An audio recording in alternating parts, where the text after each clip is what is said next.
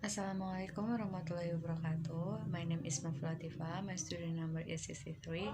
I would like to present about the article entitled "The Students' Perception of Online Learning During the COVID-19 Pandemic."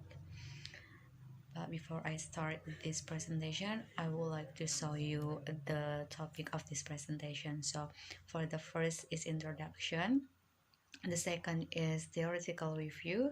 The third is methodology. And the fourth is result and discussion. And the fifth is conclusion. So we move to the first topic is introduction. So here in introduction, the introduction of this research that online learning has been carried out or been conducted in Indonesia for almost 1 year. So this online learning also makes it easier for the teacher and the students in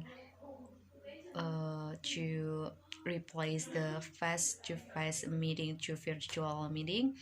So the teacher and the student can learning from anywhere and everywhere, but uh, the the students become they have their own perception on of online learning. So every students have a different perception of online learning. So in this article, it shows that how students are prepared during online learning and the difficulty they face during the learning process, especially in learning English. So that's it. That's the introduction of this article.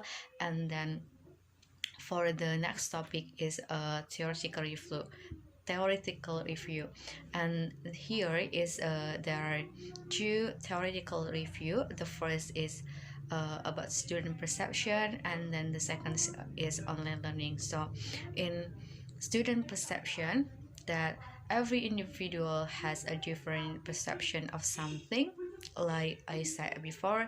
And in this article is discussed about the student perception of online learning. And about the students perception is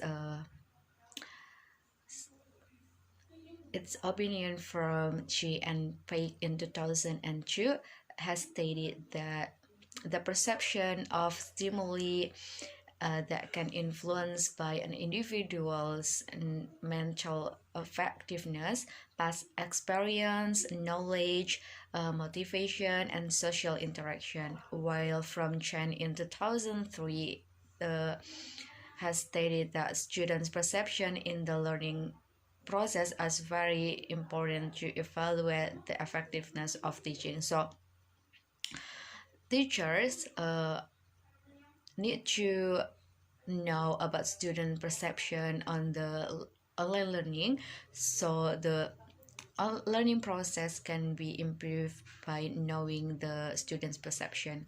And for online learning has studied from Ross in 2004, stated that online learning has many promises, but it requires committee and resources and must be done correctly.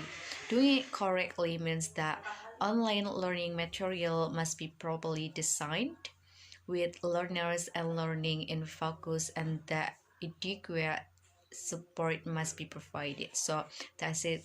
That's for the theoretical review. And the next topic is methods.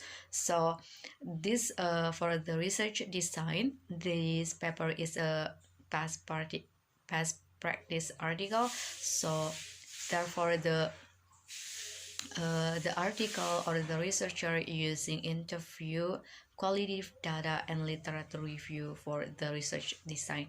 And for the subject, the researcher conducted an interview, and then the participant is 9 grade students of SMP Negeri 1 Kalibagor, and the teacher of the 9 students. So that's for the subject and the research design of this article. And for the next is result and discussion for this article. So the result is that the researcher apply online learning directly and indirectly. Directly here means that the teacher using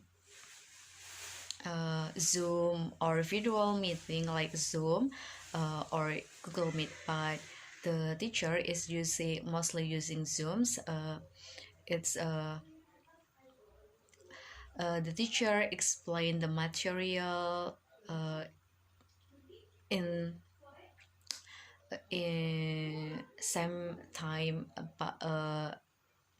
about the teacher and the students. And for it, the indirectly learning, online learning, I mean, the teacher using Google Classroom and WhatsApp group to share the material, and the students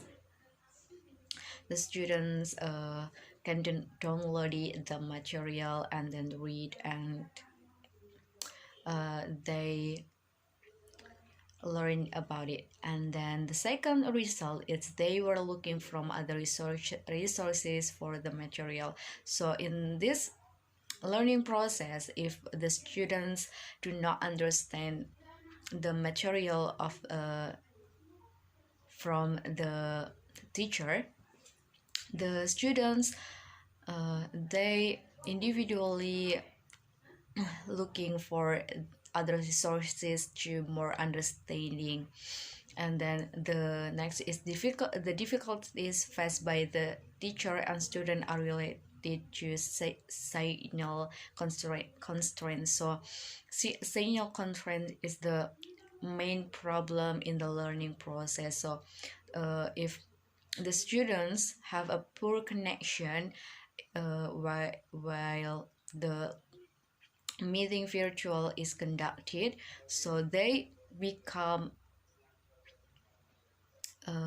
in understanding the material, they also poor. So they cannot join the virtual meeting and can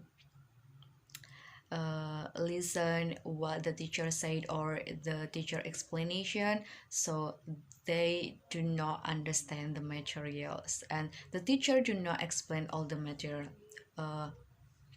Teacher conducted virtual meeting is 2 weeks for once a week or 2 weeks, 2 weeks. Not all the material the teacher explained in virtual meeting, so the students has to the students have to uh, understanding the material individually or in not, so the teacher do not explain all the material in virtual meetings. And then for the last topic is the conclusion. So in conclusion, the student perception of learning has difficulty during the learning process. So the difficulties here is for the signal constraint that the students most of the students face this difficulty. And for the next is that they have to looking for the other resources about the material. So that's all for my presentation. Thank you for watching and thank you for your attention. Wassalamualaikum warahmatullahi wabarakatuh.